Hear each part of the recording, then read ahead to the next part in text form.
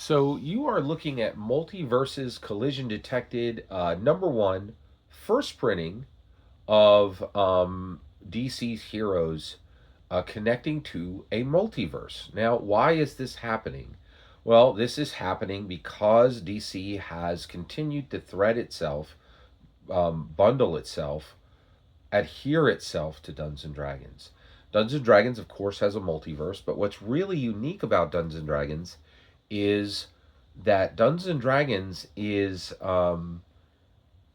it is taking other intellectual properties, multiverses, and connecting all of their characters to the ability of dungeon masters and dragon masters to tell stories with Dungeons and Dragons. So how has Batman, Superman, Wonder Woman? And by the way, if you don't know, this is their triumvirate, right? These guys, they are really, DC realizes where their money's at, right? And you could see it right here. Batman first, right, front and center.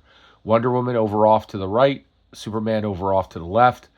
But they are the power force for DC, and every dungeon master and every dragon master should be very carefully attuned to what's happening with DC Comics, right?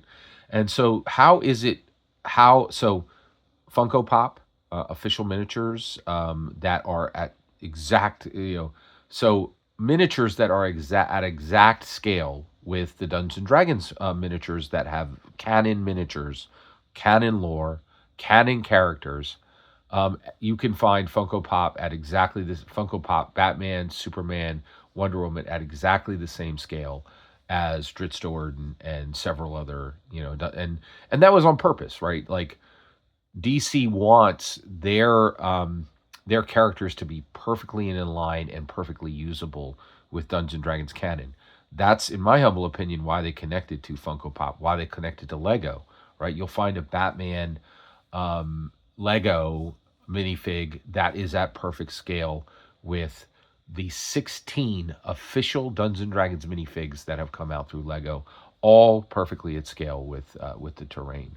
Now, let me give a Dungeon Master review of this comic. It was fantastic. I really enjoyed it. This is about Batman, Superman, and Wonder Woman finding their way to excuse me, Bugs Bunny, and this was the Star Child, and the cat and the rabbit, the rabbit and the Star Child, and very good, excellent comic.